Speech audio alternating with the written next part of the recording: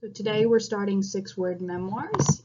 So our learning objectives are: I can identify all parts of a 6-word memoir, I can identify how the background of a 6-word memoir influenced a movement, and I can analyze 6-word memoirs for deeper meaning and how they represent a specific piece of a person's life. So, what would you say if you had exactly 6 words to define your life, your entire life so far? It began with Larry Smith, who developed this idea of 6-word memoirs after talking with his grandfather. He realized he didn't know much about him and asked his grandfather to tell him the story of his life. So his grandfather, Smitty, said, I grew up in South Philly. I earned money selling eggs door to door. We sent money to Russia every few months to try and bring relatives to America. We were poor, but we didn't know it.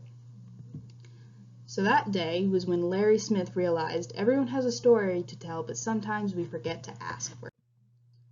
Once his grandfather died, he started the online magazine devoted to stories by and about real people. In 2006, he launched Smith Magazine. The tagline was, "Everyone has a story. What's yours?" If you notice, that's 6 words. So, if you had exactly 6 words to define your life, what would they be? That was his big thing. This is how he got people to submit. It began as a 1-month contest where the winner would receive an iPod with their memoir inscribed on the back. The winner's memoir was, "Barrister, barista, what's the diff, Mom?" So a quote from their mom saying, "A barrister, a lawyer entitled to practice as an advocate in the higher courts, and a barista, someone who serves coffee or acts as a waiter or waitress, are basically the same thing." This was partnered with Twitter back when it was only 140 characters, because Twitter also believed in the power of just a few. So now it's known across the globe, and it has tens of thousands of submissions from people all over the world, different languages, different cultures, different types of people. They share their 6-word memoirs that are funny, sometimes they're smart, they're touching, they're deep. Stuff like, "I still make coffee for 2. Probably implying that someone's died, but they're still in that routine of making coffee for them and their friend or their partner or whoever it was. Does my biological mother cry sometimes?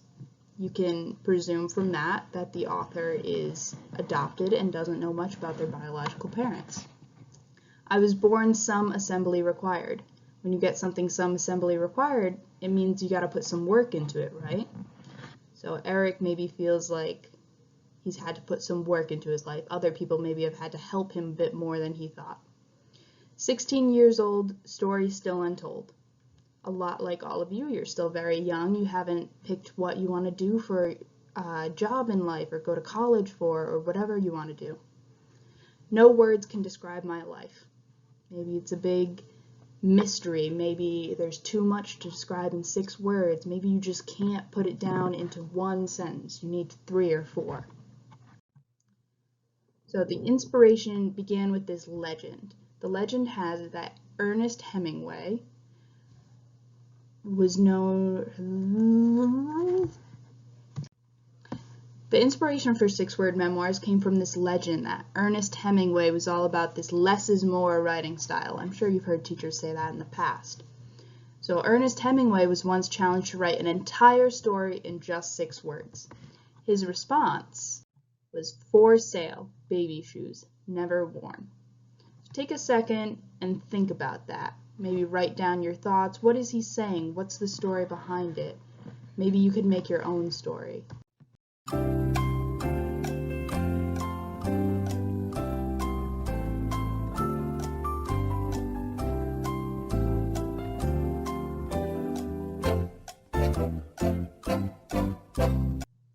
So now we're going to look at a couple of others, and while we look at these, what do you think it's really about? Tell me what the real meaning behind these 6 words are. My alarm clock killed my dreams. As you can see, it's a clock. Time is passing. What do alarm clocks do? They wake you up. They interrupt your dream. Life is better with headphones on. Maybe I like to block out the world. I don't need to hear people yelling or cars beeping. I don't need to hear the ringing in my ears. I'm a Muslim, not a terrorist. We all know that stereotype. People think Muslims are bad people just because 9/11 happened, even though that wasn't all Muslims. It wasn't all people who practice Islam. They make that general negative stereotype. Break down my walls, discover me. Just like when we talked about masks cover you up and you don't get to see the real person. Break down my walls, take off my mask, and discover what the real me is behind that. Said he loved me, he lied. From the picture, we can kind of think, okay, here's the story. Maybe something happened between this couple, and we know that now one of them is left alone with a big responsibility. I'll always remember the times pretended. This could be interpreted in a couple of ways, right? The times I pretended to be happy in public, or to like someone, or to like doing what I'm doing, or the times I pretended I studied but I actually played video games behind my book. Or the time I pretended I was typing my essay in class, but instead I played Jenga. Tetris. Ernest Hemingway. I try to take myself seriously.